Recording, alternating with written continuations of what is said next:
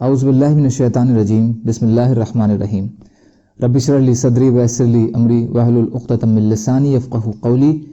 ریاض الصالحین دوسرا حصہ، احادیث نبی صلی اللہ علیہ وسلم۔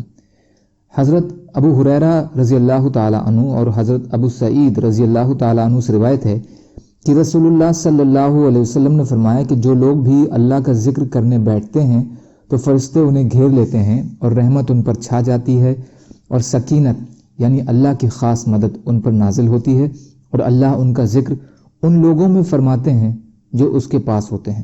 مسلم شریف۔ فائدہ، اس میں بھی اللہ کے ذکر کی فضیلت اور ذکر کرنے والوں کے مقام کا بیان ہے۔ حضرت ابو واقد حارث بن عوف رضی اللہ تعالیٰ عنہ سے روایت ہے کہ ایک بار حضور اقدس صلی اللہ علیہ وسلم مسجد میں تشریف فرما تھے اور لوگ بھی آپ کے پاس موجود تھے۔ اتنے میں 3 آدمی آئے تو 2 تو رسول اللہ صلی اللہ علیہ وسلم کی طرف متوجہ ہوئے اور ایک چلا گیا، تو وہ دونوں رسول اللہ صلی اللہ علیہ وسلم کے پاس کھڑے ہو گئے۔ ان میں سے ایک نے حلقے میں کشادگی دیکھی تو اس میں بیٹھ گیا، اور دوسرا ان کے پیچھے بیٹھ گیا، اور تیسرا پیٹھ پھیر کر چلا گیا۔ جب رسول اللہ صلی اللہ علیہ وسلم فارغ ہوئے تو فرمایا، کیا میں تمہیں ان تینوں آدمیوں کی بابت نہ بتلاؤں؟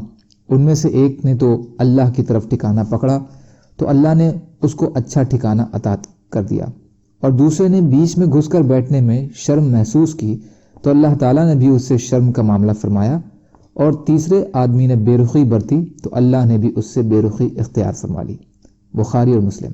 فائدہ، اس میں ایک تو مجالس ذکر میں شرکت کرنے کی ترغیب ہے، دوسرا لوگوں کو تنگ نہ کرنے اور شرم و حیا کی فضیلت ہے، تیسرا بنا عذر کے علم دین اور ذکر الہی کی مجلسوں سے چلے جانے کی نندا اور برے انجام کا بیان ہے۔ حضرت ابو سعید خدری رضی اللہ تعالیٰ عنہ بیان فرماتے ہیں کہ حضرت معاویہ رضی اللہ تعالیٰ عنہ مسجد میں حاضرین کے ایک حلقے پر آئے اور ان سے پوچھا، تم یہاں کیسے بیٹھے ہو؟ انہوں نے کہا، ہم اللہ کا ذکر کرنے کے لیے بیٹھے ہیں۔ حضرت معاویہ رضی اللہ تعالیٰ عنہ نے فرمایا، اللہ کی قسم تم اسی مقصد کے لیے بیٹھے ہو؟ انہوں نے کہا، ہاں، ہم صرف اسی مقصد کے لیے بیٹھے ہیں۔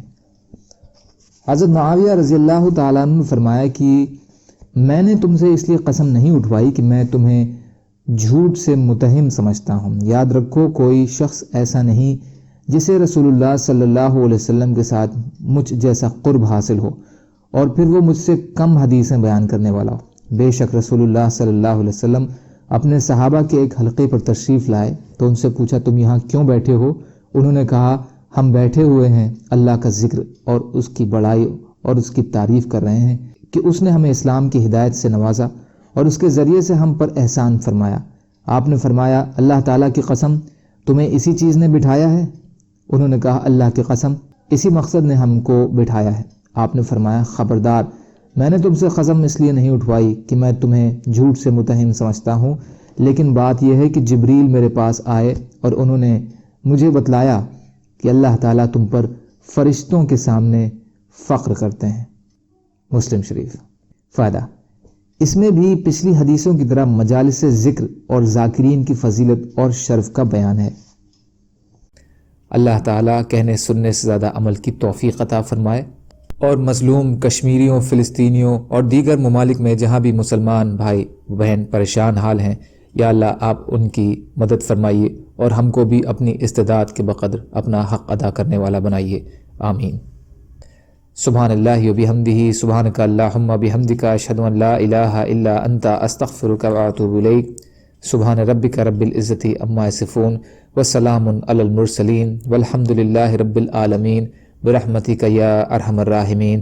لا الہ الا اللہ، محمد رسول اللہ۔